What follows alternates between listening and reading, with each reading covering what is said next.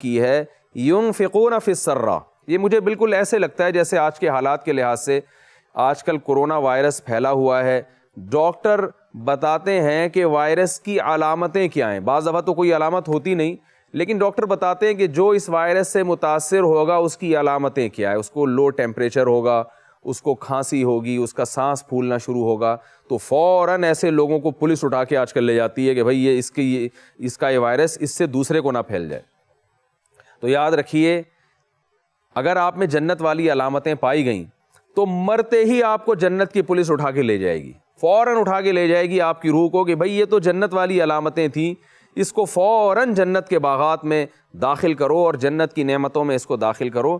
جو حدیث میں جیسے آتا ہے کہ قبر یا تو جنت کے باغوں میں سے ایک باغ ہے یا جہنم کے گڑھوں میں سے ایک گڑھا ہے، تو فوراً سورہ واقعہ میں اللہ کا ارشاد ہے فروح و ریحان و جنت و نعیم، فرشتے آتے ہیں خوشخبریاں سنانا شروع کر دیتے ہیں.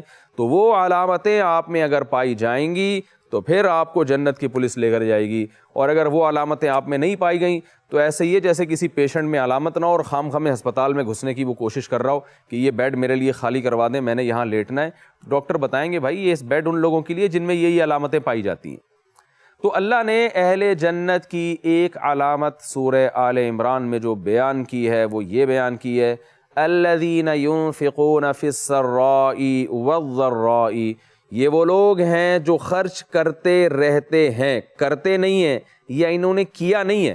کہ ایک دفعہ کا ذکر ہے ونس اپون اے ٹائم کہ ایک فقیر آیا تھا، انہوں نے گاڑی پہ وائپر لگایا تھا تو انہوں نے اس کو 5 روپے پکڑا دیے تھے، تو یہ اس کی علامت ہے کہ اب یہ جنت میں جائے گا. نا نا نا نا نا، ایک دفعہ نہیں کیا، ماضی میں نہیں کیا، بلکہ ان کی عادت ہے، یہ یوز ٹو ہے، ان کے جیب سے پیسے نکلتے رہتے ہیں.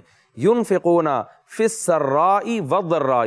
اور کمال کی بات یہ ہے کہ جب یہ تونگری کی حالت میں ہوں، ان کے پاس دولت کی ریل پہ لو پھر بھی یہ خرچ کرتے رہتے ہیں، اور جب یہ غریب ہوں تو بھی یہ خرچ کرتے رہتے ہیں.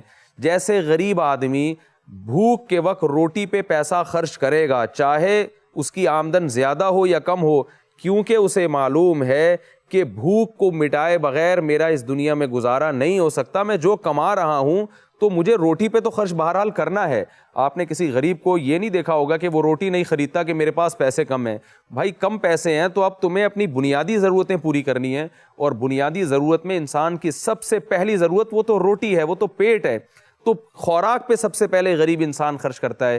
تو اللہ فرماتے ہیں کہ جو نیک بندے ہیں جن کو جنت میں جانا ہے، ان کی جیب میں پیسے ہوں، تھوڑے ہوں یا زیادہ ہوں، وہ بہرحال میری راہ میں خرچ کرتے ہیں، اور بلکہ کرتے رہتے ہیں، اس لیے کہ ان کو پتہ ہے کہ جیسے روٹی انسان کی بنیادی ضرورت ہے، اسی طرح آخرت میں اللہ کے عذاب کو ٹالنے کے لیے، اللہ کو خوش کرنے کے لیے صدقات و خیرات بھی میری بنیادی ضرورت ہے. اس لیے وہ صدقات و خیرات بھی کرتے ہیں، چاہے ان کے پاس دولت ہو یا نہ ہو، وہ خود معاشی بحران کا شکار ہوں یا معاشی خوشحالی کا شکار ہوں. خرچ کریں گے کیسے؟ جب آپ کے پاس پیسے نہیں ہیں تو آپ کیسے خرچ کریں گے؟ اس کو حدیث میں ڈیفائن کیا گیا. آپ صلی اللہ علیہ وسلم نے ارشاد فرمایا اتقوا النار ولو بشق تمرہ. فرمایا اپنے آپ کو جہنم کی آگ سے، اللہ کے عذاب سے بچاؤ. جو بدعمالیاں ہم سے ہو گئی ہیں ان کو دور کرو، ان کے عذاب کو. فرمایا اگرچہ کھجور کے ایک ٹکڑے کے ساتھ ہی کیوں نہ ہو. آپ اگر اتنے غریب ہیں کہ آپ کی جیب میں صرف کھجور کا ایک دانہ ہے، تو آپ صلی اللہ علیہ وسلم نے ارشاد فرمایا کہ اس میں سے آدھا کسی فقیر کو دے دو، آدھا صدقہ کر دو.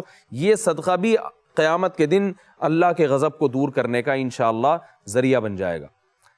تو جتنا اللہ نے آپ کو دیا اس حساب سے آپ کو خرچ کرنا پڑے گا.